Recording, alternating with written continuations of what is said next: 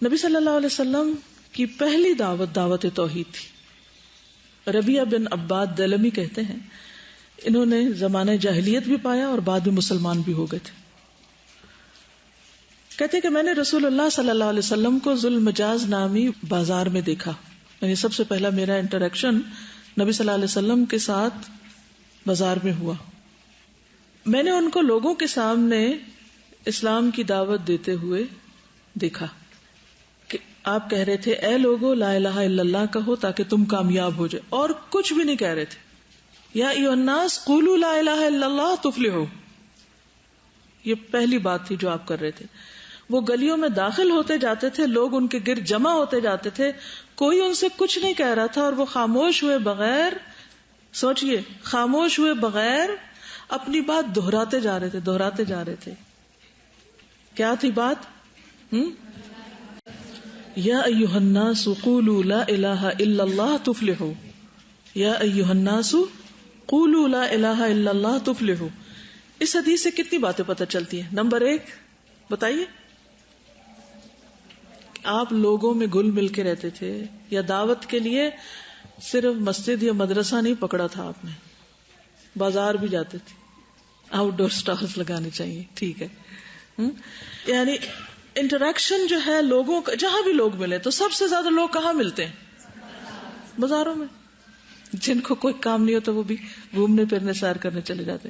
خیر، اور خصوصاً عربوں کے بازار ہمارے بازاروں سے تھوڑے مختلف تھے. وہاں مستقل بازار نہیں تھے، وہ حج کے موقع پر خصوصی طور پر لوگ وہاں آ کے اپنی منڈیاں لگاتے تھے، یا جیسے اتوار بازار ہوتے ہیں یا اس طرح. تو obviously ہم خواتین کے لیے تو وہاں جا کر اس طرح کی بات کرنا مشکل ہے. لیکن کیا آج آپ کو کوئی ایک بھی اس سنت پر عمل کرتا نظر آتا ہے؟ ہاں ہیں لوگ جو -20 اور 30 میں بھی ٹورانٹو کی سڑکوں پہ کھڑے ہو کر قرآن کا ترجمہ دے رہے ہوتے ہیں اور لوگوں کو بتا رہے ہوتے ہیں. ہیں ایسے لوگ، لیکن بہت بہت کم، خال. ہاں، کرسچنز کو آپ نے بھی شاید دیکھا ہوگا، ہر دروازہ نوک کرتے، اور ہر پارک میں اور مختلف جگہوں پر کھڑے ہو کر. اگر آپ یورپ کی طرف جائیں نا تو آپ کو ویکینڈ پہ خاص طور پر جب لوگ بہت زیادہ گھوم پھر رہے ہوتے ہیں تو انہوں نے بھی اپنا بازار لگایا ہوا ہوتا ہے، اور وہ کوئی ایک کونے میں کھڑا ہو کر کرسچینٹی کی تبلیغ کر رہا ہوتا ہے. کبھی تو اکثر مجھے یاد ہے کہ یونیورسٹی کے باہر کبھی ہم جیسے دوپہر کو بریک میں نکلتے تھے تو کوئی نہ کوئی ینگ لڑکا کسی کونے میں کھڑا ہو کر ایک مجمع لگائے ہوئے ہوتا تھا، اور وہ بول رہا ہے اور کرسچینٹی کی دعوت دے رہا ہوتا تھا. اور لوگ کھڑے ہو کے سنتے ہیں، کھڑے ہوتے ہیں، کوئی بروشر پکڑتا ہے، کوئی ریفیوز کرتا ہے، کوئی چلا جاتا ہے، لیکن وہ کر رہے ہیں. لیکن ہم خواتین کے لیے مثلاً شادیاں اور وہ جو بڑی بڑی پارٹیاں، گیدرنگز، اس طرح کی جگہ ہوتی ہیں، وہاں ہم آرام سے بیٹھ کے چاہے ایک بندے سے بات کریں کہ دیٹ از اوور دعویٰ پلیس.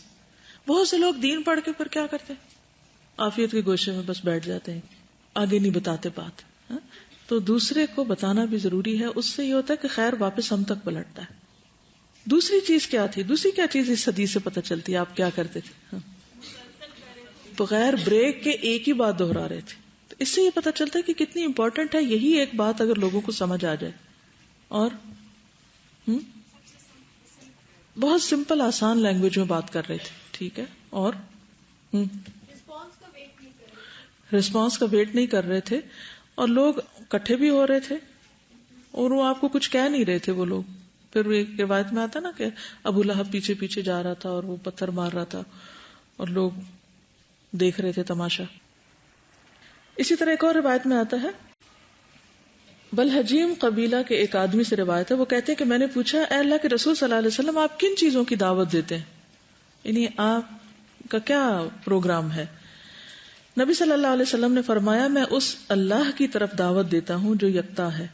وہ اللہ جب کہ تم پر کوئی مصیبت آتی ہے اور تم اسے پکارتے ہو تو وہ تمہاری مصیبت کو دور کرتا ہے. جب تم کسی بیابان اور جنگل میں راستہ بھول جاؤ اور اس سے دعا کرو تو وہ تمہیں واپس پہنچا دیتا ہے. جب تم قحط سالی میں مبتلا ہوتے ہو اور اس سے دعا کرتے ہو تو وہ پیداوار ظاہر کر دیتا ہے، یہ تمہارے لیے رزق اگاتا ہے. تو یہ اللہ تعالیٰ کی پہچان کرائی، یہ اللہ تعالیٰ کی صفات بتائی انہوں نے کہ کون ہے رب. تو اللہ تعالیٰ کی معرفت بہت ضروری ہے. سہل بن سعد سے روایت ہے، غزوہ خیبر کے موقع پر نبی صلی اللہ علیہ وسلم نے حضرت علی کو جھنڈا دیا تو حضرت علی نے عرض کیا یا رسول اللہ صلی اللہ علیہ وسلم میں اسے اتنا لڑوں گا کہ وہ ہمارے جیسے ہو جائیں، یعنی مسلمان بن جائے. آپ نے فرمایا ابھی یوں ہی چلتے رہو، جب ان کے میدان میں اترو تو پہلے انہیں اسلام کی دعوت دو. یعنی مسلمانوں کو یہ نہیں سکھایا کہ جو مسلمان نہیں ہے بس اس کو مارنے کی فکر کرو. کیا کہ ان کو اسلام کی دعوت دو اور انہیں بتاؤ کہ اللہ کے ان پر کیا حقوق واجب ہیں. اللہ کی قسم اگر تمہارے ذریعے ایک شخص بھی ہدایت پا جائے تو تمہارے لیے سرخ اونٹوں سے بہتر ہے. یہ اس موقع پہ آپ نے بات فرمائی تھی، کیونکہ عموماً کیا ہوتا ہے کہ جنگ میں مال غنیمت حاصل ہوتا ہے یا دنیاوی کچھ فائدے حاصل ہوتے ہیں. کہ نہیں، اگر 100 اونٹ بھی تمہیں مل جائے، تم جیت جاؤ جنگ اور اتنا کچھ سب ہاتھ آ جائے تو بھی اس کی کوئی ویلیو نہیں جتنی ویلیو اس بات کی کہ کوئی ایک شخص صحیح عقیدے پر آ جائے، یعنی توحید اللہ کی ایک وحدانیت کو قبول کر لے. تو یہ نفع کا سودا ہے. تو جب ہم اس حدیث کو کوٹ کریں تو اس بات کو یاد رکھیں کہ وہ کون سی چیز ہے جو لوگوں کو آ جائے گی سمجھ تو میرے اتنے پوائنٹس بنیں گے. یعنی ایک شخص بھی ہدایت پا جائے، اسے مطلب کیا ہے، مراد کیا ہے، یعنی وہ اپنے رب کو پالے، توحید کی اس کو سمجھ آ جائے.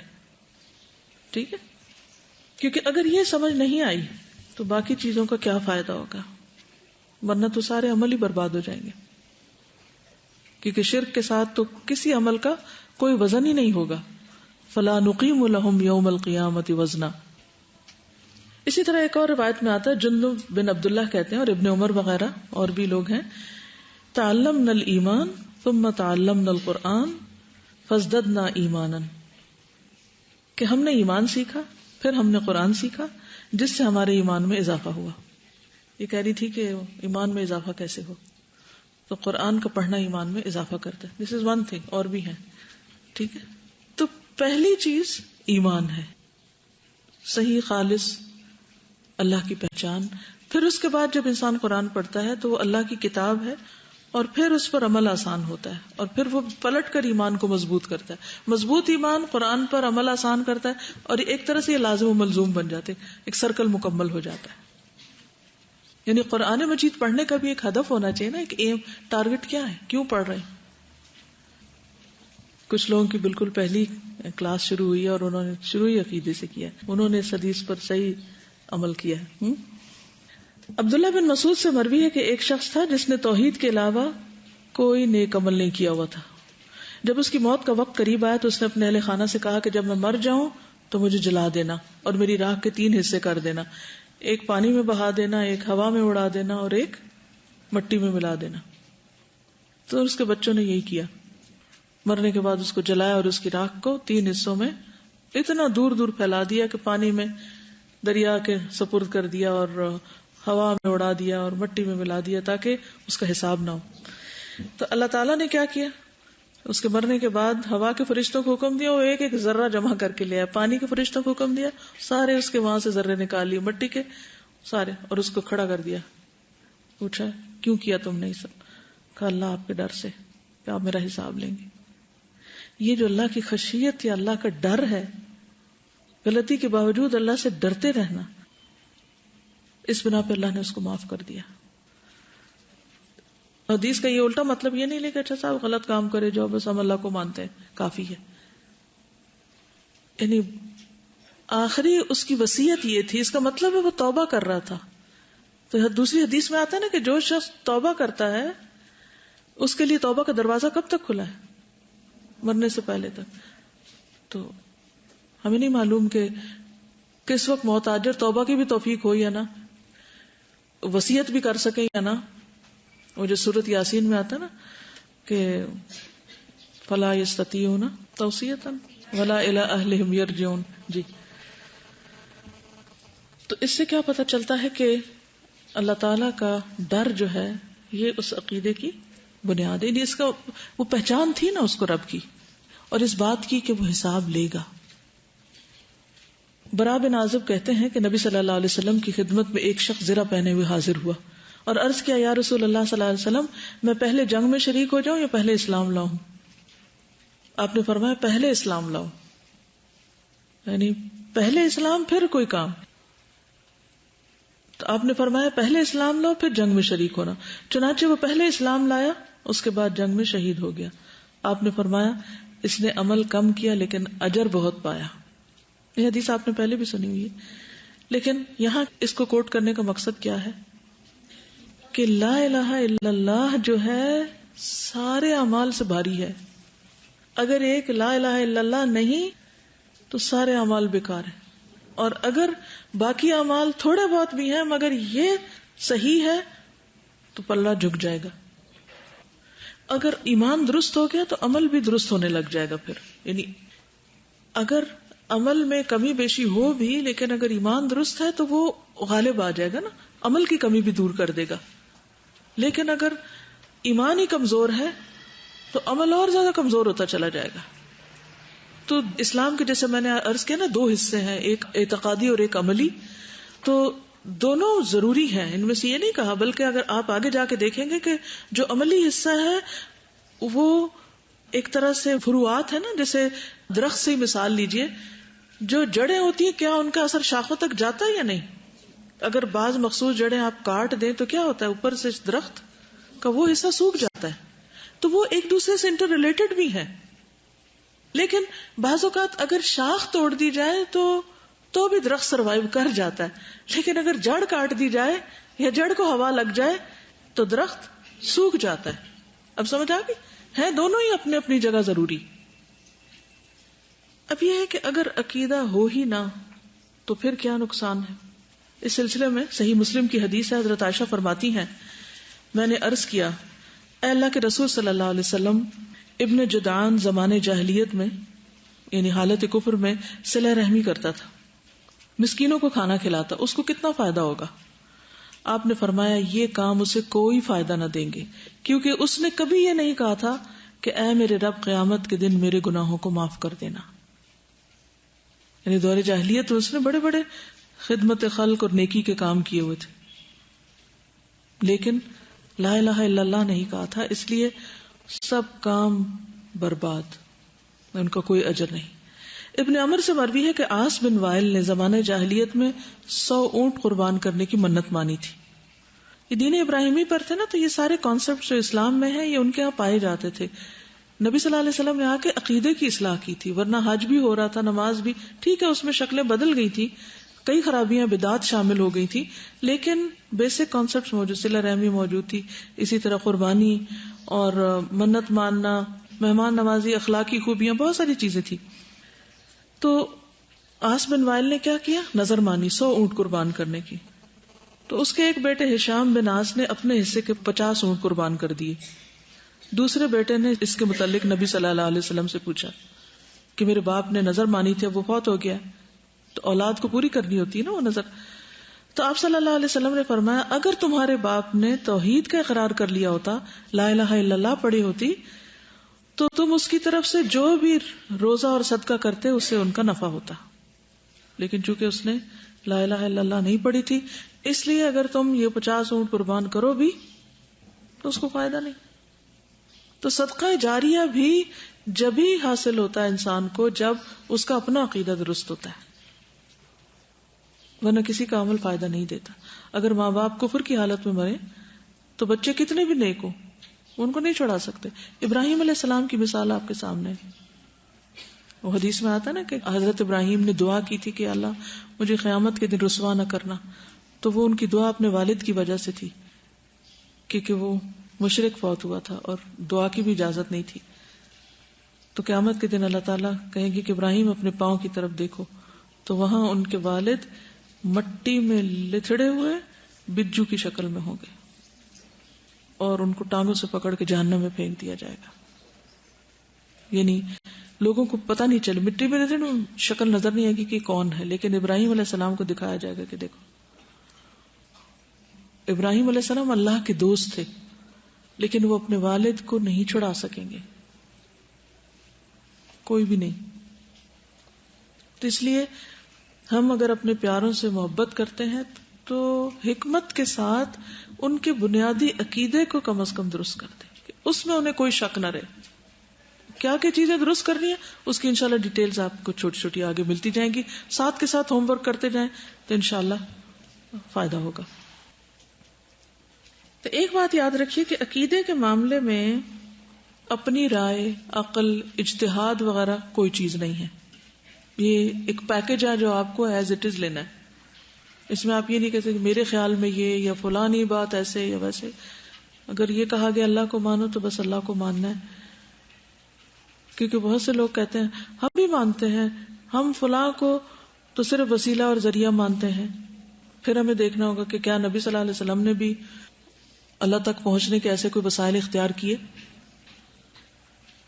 تو صحابہ کرام نے اپنا عقیدہ قرآن و حدیث سے لیا، نبی صلی اللہ علیہ وسلم سے لیا، خود سے خود نہیں بنایا یا اپنے آس پاس ماحول سے نہیں لیا.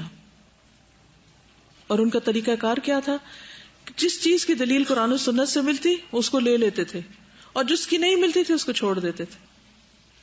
اگر ہم اپنے بچوں کے اندر یہ چیز پیدا کر دیں تو آپ دیکھیں گے کہ انشاءاللہ ان کے سامنے اتنا واضح کرائیٹیریا سیٹ ہو جائے گا کہ آپ دنیا میں کہیں بھی ہوں، پھر آپ کو فکر کی ضرورت نہیں کہ کہیں ان کے اوپر اور اثرات نہ ہو. میں جس دن آئی ہوں تو بچے بہت ایکسائٹیڈ تھے، ادھر ادھر باتیں کر رہے تھے، تو میں نے سنا کچھ گفتگو ایسے ہو رہی تھی باہر بچوں کی آپس میں جو مجھے ٹھیک نہیں لگی. تو میں نے مریم سے کہا کہ مریم تم ذرا گھر جا کے تو بچوں سے بات کرو اور ان کو بتاؤ کہ اگر تم نے کوئی بات ایسی منہ سے نکالی تو اس کی سزا ملے گی. آج صبح آئی تو کہتی کہ میں نے جا کے بات کی تو بڑا بیٹا کہتا ہے کہ اس کا ریفرنس کیا ہے. 7 سال کا بچہ پوچھ رہا ہے ریفرنس کیا ہے. تو یہ ہمیں ڈیولپ کرنا ہے اپنے اندر بھی اور بچوں کے اندر بھی کہ یہ جو آپ ہم کو خوشخبری یا سزا کی بات سنا رہے ہیں یہ کہاں لکھی ہوئی ہے. کیونکہ مائیں بچوں کو ہر وقت جھوٹی باتوں سے ڈراتی ہیں کہ وہ کوکو لے گئی، پتہ نہیں جن آ جائے گا، فلانا مار جائے گا. تو ان خرافات سے یعنی اب بچے کا عقیدہ بچپن سے ہی خراب کر دیتے ہیں نا، جھوٹ بول بول کے، اور ایسی چیزوں سے جنوں پریوں سے ڈراتے ہیں کہ. اور اس کی وجہ پتہ کیا ہے؟ ہم سنی سنائی پہ چل رہے ہوتے ہیں. اب مثلا ہم پری کی بات کر رہے ہیں نا، میں نے ابھی کی ہے. بچپن سے چونکہ پریوں کی کہانیاں اور پریوں کا ایک کانسیپٹ، وہ ایک ہمیں یاد ہے کلاس 2 میں ایک پوئم ہوتی تھی سریا کی گڑیا. اس کو میں پڑھتی تھی اور روتی تھی، اور بہت مجھے اس پر تکلیف ہوتے تھے کہ سریا کی گڑیا کو کیوں وہ پتہ نہیں پری لے گئی تھی. شاید اس میں آتا ہے نا کہ ایک دن پتہ نہیں وہ سو گئی، اور اب مجھے یاد بھی نہیں، حالانکہ میں نے پوری رٹی ہوئی تھی نظم. تو وہ پری آ گئی اور اڑا کے لے گئی. اور تو اب واقعی کو پریاں ہوتی بھی ہیں، وہ کیا ہوتی ہیں، کیا کانسیپٹ ہے پریوں کا. لیکن اتنا ہم نے پریوں کا سنا ہوا ہے کہ اگر کوئی کہے کہ پری نام کی کوئی چیز نہیں ہے تو ہم کہیں گے یہ بھلا کیسے صحیح ہے کہ پری نہیں ہوتی. یعنی کہ پری تو ہماری زندگی کا ایک حصہ بنی ہوئی ہے. اسی طرح ہم ارواح کی بات کرتے ہیں کہ ارواح خبیثہ ہیں، اور ارواح کیا ہے؟ وہ ارواح انسانوں کی ہیں یا کس کی؟ تو بہت سے ہمارے عقیدے میں یا ہماری گفتگو میں یا ہمارے روزمرہ کے جو تصورات ان میں لوکل کلچر کی ایسی چیزیں شامل ہو گئی ہیں کہ جن کو نہ ہم نے کبھی چیلنج کیا، نہ کبھی سوچا، نہ کبھی اس سے کسی سے سوال کیا، اور اگر کر بیٹھے تو وہ کہیں گے تمہارا ہی دماغ درست نہیں جو ایسی بات سوچتے ہو یا دلیل پوچھتے ہو.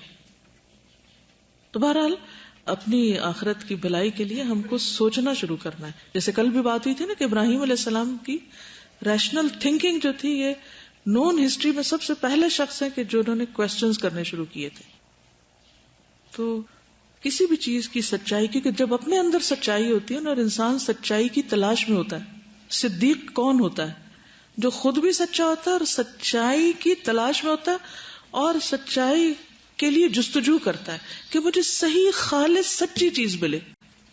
اسے آلودہ چیزوں سے کوئی دلچسپی نہیں ہوتی. تو اس معاملے میں آپ نے اللہ سبحانہ وتعالیٰ سے دعا بھی کرنی کہ اللہ ہمارے دل کو ساری آلودگیوں سے پاک کر دے اور ہمیں خالص توحید دے اور وہ عقیدہ دے اور وہ سوچ دے کہ جو تجھے پسند آ جائے، کیونکہ تیرے لیے کرنا ہے سب کچھ. جس کے لیے کام کیا جاتا اگر اسی کو پسند نہ ہو تو کیا فائدہ ہے؟ فائدہ سمجھ آئی انالوجی؟ جس کے لیے کر رہے ہیں اگر اسی نے ریجیکٹ کر دیا تو کیا؟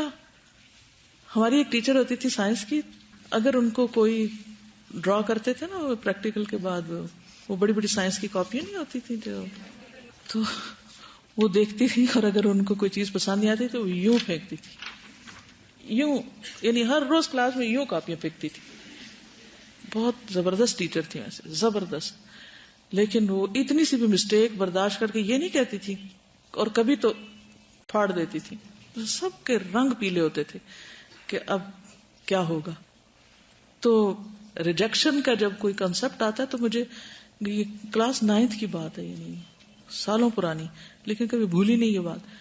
تو ریجیکشن کی جب بات آتی ہے نا کہ پھاڑ نہ دے اور پھینک نہ دے، تو ہمارا اعمال نامہ بھی اگر اوٹ پٹانگ باتیں اس میں جمع کر دی نا تو کہیں پھاڑ نہ دیا جائے اور پھینک نہ دیا جائے، کیا حاصل پھر ان سارے کارناموں کا. تو اس لیے کوشش بھی کرنی ہے اور حق کو پانا بھی ہے، اور اس چیز کی دعا کرنے کے علاوہ وہ جو چھوٹے موٹے ذرے ادھر ادھر چپکے ہوئے نا جن کا ہمیں خود بھی نہیں پتا، ان سب کو بھی نکال کے بالکل کرسٹل کلیئر ہمارا دل کر دے کہ جس میں واقعی اللہ کے سوا کچھ نہ ہو. ایک اور چیز یہ ہے کہ جو اتحاد ہے نا مسلمانوں کا، وہ بھی توحید سے ہی آتا ہے. جو مسلمانوں کے اندر بہت زیادہ فرقہ واریت ہے اور بہت اختلافات ہیں، چاہے چھوٹے لیول پہ ہوں چاہے بڑے لیول پر ہوں، اس کی بھی بنیادی وجہ یہی ہے کہ اللہ کے لیے کام نہیں ہوتے یا اللہ کی پہچان نہیں ہوتی، تو پھر ٹالرنس نہیں رہتی. جب انسان اللہ کے لیے کچھ کرتا ہے تو اس کا دل بہت بڑا ہو جاتا ہے، برداشت بہت آ جاتی ہے، کیونکہ اس کو پتا ہوتا ہے کہ ہر تکلیف، ہر ناگوار صورت میں اللہ تعالیٰ جزا دینے والا ہے. وَلِرَبِّكَ فَاصْبِرْ. اور ایک اور بات یہ ہے کہ نبی صلی اللہ علیہ وسلم نے جو کرائیٹیریا ہمیں دیا ہے نجات کا، وہ بھی یہی ہے کہ ہم قرآن و سنت ہی کو، یا جس کو کہتے ہیں نا کہ فرقہ ناجیہ، یعنی وہ فرقہ یا وہ گروپ یا وہ جماعت جو آخر کار نجات پائے گی، اس کے لیے جو معیار بتایا ہے اس کو جاننا اور اس کو پانا بھی ضروری ہے. اور وہ کیا ہے؟ قال رسول اللہ صلی اللہ علیہ وسلم تفترق هذه الامة على 73 فرقة كلهم في النار الا واحدة. قالوا وما هي تلك الفرقة؟ قال ما انا عليه اليوم واصحابي. رسول اللہ صلی اللہ علیہ وسلم نے فرمایا یہ امت 73 فرقوں میں بٹے گی. پہلے آپ نے ایک اور جگہ پر ایک اور روایت میں آتا ہے کہ یہود 71 فرقوں میں بٹے اور نصارہ 72 میں، اور یہ امت 73 میں بٹے گی. وہ آگ میں جائیں گے سوائے ایک کے. صحابہ نے پوچھا وہ ایک فرقہ کون ہوگا؟ آپ صلی اللہ علیہ وسلم نے فرمایا جس پر آج میں اور میرے صحابہ ہیں، یعنی جو دین یا طریقہ میرا اور میرے ساتھیوں کا ہے، یہ ہے اصل ہدایت کا معیار. جیسے قرآن مجید میں بھی آتا ہے فَإِنْ آمَنُوا بِمِثْلِ مَا آمَنْتُمْ بِهِ فَقَدْ اهْتَدَوْا. اگر لوگ ایسا ایمان لائیں کس پر؟ آمن باللہ وملائکتہ کتبہ ورسلہ، جیسے اللہ کے رسول صلی اللہ علیہ وسلم کا تھا اور آپ کے ساتھیوں کا تھا، تو وہ قابل قبول ہے. باقی جتنے فرقے بعد میں بنے، اور تاریخ میں آپ بہت سے کے نام پڑھیں گے، کہتے اپنے آپ کو سب مسلمان تھے، لیکن وہ چیزیں نہ قرآن میں ملتی ہیں نہ سنت میں ملتی ہیں، لوگوں نے خود ساختہ گھڑ لی. مثلا کون کیا کہتا ہے، انشاءاللہ تھوڑا سا حصہ میں اس کا بھی ڈالوں گی آگے جا کے اللہ نے اگر توفیق دی، کیونکہ لیٹلی میں نے یہ کتاب پڑھائی ہے العقیدہ واسطیہ کی، تو اس میں اس کی ڈیٹیل موجود ہے کہ کہاں کہاں سے بگاڑ آیا، کون کون سی چیزیں اصل میں داخل ہوئی، دخیل ان کو کہاں سے داخل ہوئی، کہاں سے وہ چیزیں بیچ میں گھس گئی جنہوں نے فساد کر دیا. بعض اوقات بالکل پیور خالص صاف ستھری چیز ہوتی ہے، اگر تھوڑی سی بھی کوئی ایسی چیز داخل ہو جائے جو اس کے بیسک جو اس کا سٹرکچر ہے اسی کو بدل دے، تو پھر وہ مثلا پانی ہے تو پانی 2 گیسز سے بنا ہے نا، تو اگر اس کے اندر ایسی چیز ڈالی جائے جس سے یہ دونوں سپلٹ ہو جائے تو رہیں گے تو اسی کے اجزاء، لیکن وہ پانی تو نہیں کہلائے گا نا. تو اس نے اس کو بگاڑ دیا، الگ کر دیا. وہ کیا عمل ہوتا ہے کہ واپس پلٹ جاتی ہیں دونوں گیس. ریورسیبل ریئیکشن، 2 طرح کے ریئیکشن ہوتے ہیں نا، ایک ریورسیبل ہوتا ہے ایک ریورسیبل ہوتا ہے. تو کوئی ایسا کام جس سے اصل میں بگاڑ آ جائے تو پھر باقی سب چیزیں بیکار ہو جاتی ہیں. تو اصل میں نہیں بگاڑ آنا چاہیے. ابھی آپ دیکھیں کہ جیسے ہم بظاہر کہتے ہیں کہ دودھ بڑا خالص ہے، اچھا ہے، آپ کو معلوم ہے کہ ہوموجنائز کیسے کرتے ہیں دودھ کو پیک کرنے سے پہلے پروسیس کیا جاتا ہے اس میں دودھ کو بہت ہی ہائی ٹیمپریچر پر گرم کرتے ہیں اور پھر تیزی سے ٹھنڈا کرتے ہیں. اس کا مقصد یہ ہوتا ہے کہ دودھ کے اندر موجود بیکٹیریا ختم ہو جائے، مگر اس طرح وہ انزائمز بھی ختم ہو جاتے ہیں جو دودھ کو ہضم کرنے میں مدد دیتے ہیں. تو اس سے کیا ہوتا ہے کہ وہ کئی دن تک لانگ لائف اس کی ہوتی ہے، پڑا رہتا ہے مارکیٹوں میں، خراب نہیں ہوتا.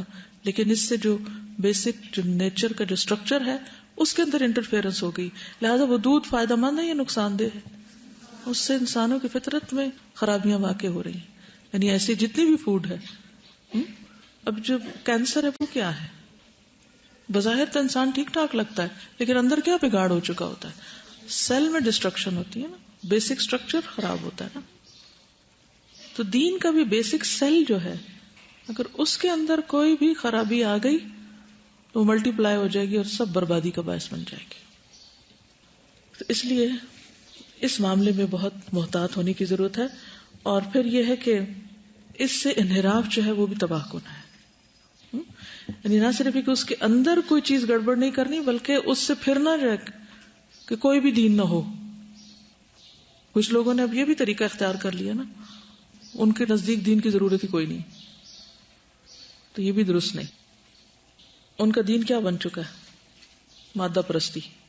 مادہ پرستی کیا ہوتی ہے؟ مٹیریلزم.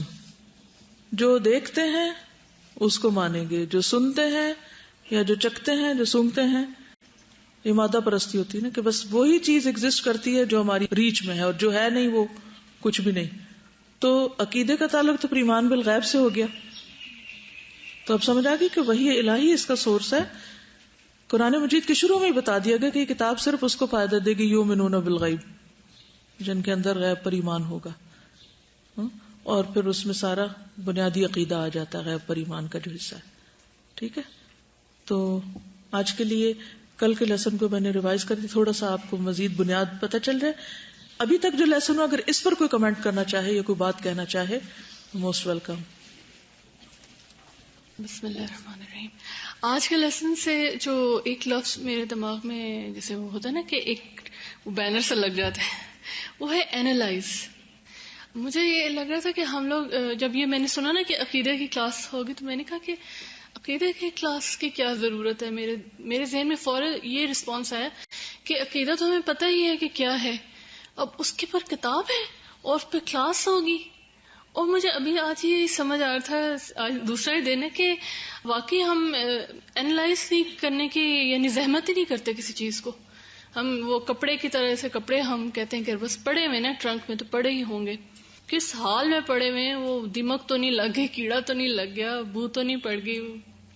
محنت لگتی ہے نا اس کام میں. اور دوسرا میں یہ سوچ رہی تھی کہ جیسے کل ریڈنگ ہوئی تھی نا، تو میں نے گھر جا کر میں اتنی حیران ہوئی. میں سارے راستے بھی جب واپسی پہ جا رہی تھی، میں نے کہا میں تو اوپر اس لیے آئی تھی پڑھنے کے لیے کہ میری غلطیاں نکلیں گی نا.